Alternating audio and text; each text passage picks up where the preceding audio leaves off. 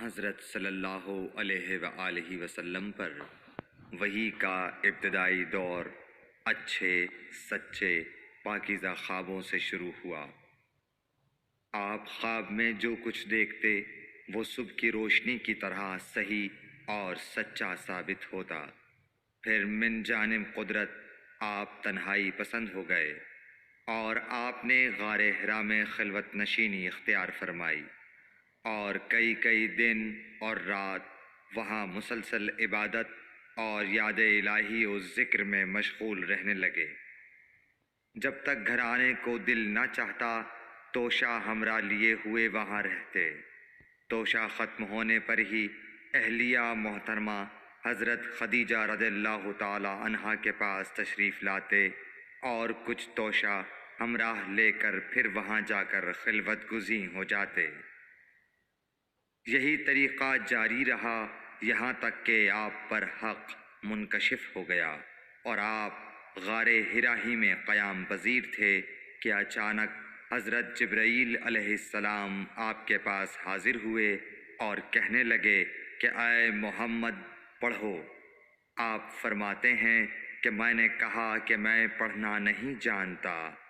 آپ صلی اللہ علیہ وسلم فرماتے ہیں کہ فرشتے نے مجھے پکڑ کر اتنے زور سے بھینچا کہ میری طاقت جواب دے گئی۔ پھر مجھے چھوڑ کر کہا پڑھو۔ میں نے پھر وہی جواب دیا کہ میں پڑھا ہوا نہیں ہوں۔ اس فرشتے نے مجھ کو نہایت ہی زور سے بھینچا کہ مجھ کو سخت تکلیف محسوس ہوئی۔ پھر اس نے کہا کہ پڑھ۔ میں نے کہا میں پڑھا ہوا نہیں ہوں۔ فرشتے نے تیسری بار مجھ کو پکڑا اور تیسری مرتبہ پھر مجھ کو بھینچا۔ پھر مجھے چھوڑ دیا اور کہنے لگا کہ پڑھو اپنے رب کے نام کی مدد سے جس نے پیدا کیا اور انسان کو خون کی پھٹکی سے بنایا۔ پڑھو اور آپ کا رب بہت ہی مہربانیاں کرنے والا ہے۔ بس یہی آیتیں آپ حضرت جبرائیل علیہ السلام سے سن کر اس حال میں غار حرا سے واپس ہوئے کہ آپ کا دل اس انوکھے واقعے سے کانپ رہا تھا۔ آپ حضرت خدیجہ کے ہاں تشریف لائے اور فرمایا کہ مجھے کمبل اوڑھا دو، مجھے کمبل اوڑھا دو۔ لوگوں نے آپ کو کمبل اوڑھا دیا۔ جب آپ کا ڈر جاتا رہا تو آپ نے اپنی زوجہ محترمہ حضرت خدیجہ رضی اللہ تعالی عنہا کو تفصیل کے ساتھ یہ واقعہ سنایا اور فرمانے لگے کہ مجھ کو اب اپنی جان کا خوف ہو گیا ہے۔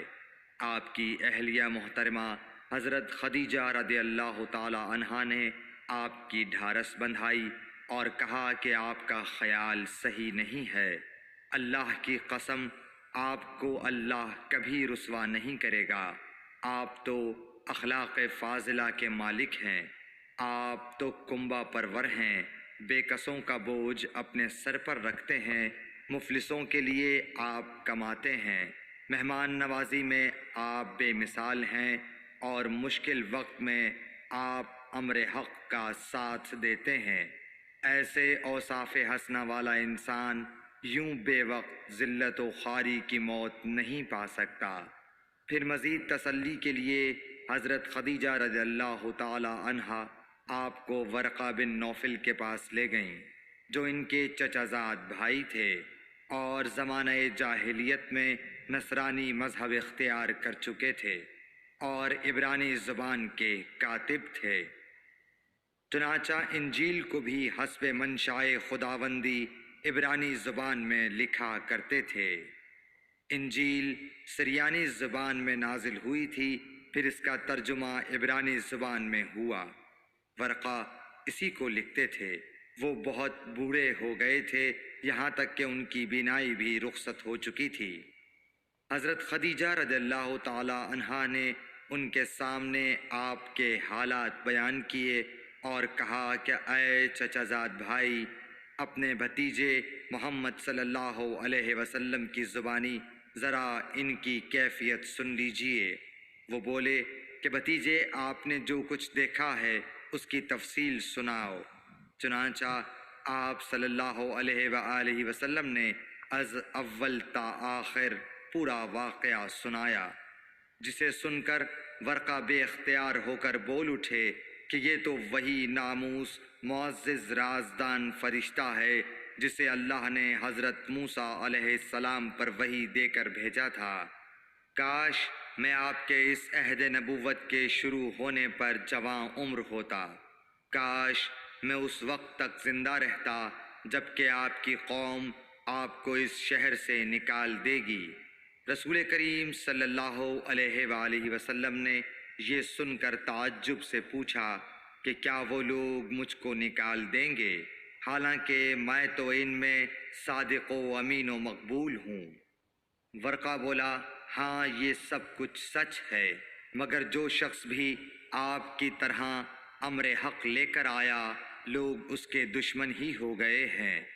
اگر مجھے آپ کی نبوت کا وہ زمانہ مل جائے تو میں آپ کی پوری مدد کروں گا، مگر ورقہ کچھ دنوں کے بعد انتقال کر گئے، پھر کچھ عرصے تک وحی کی آمد موقوف رہی۔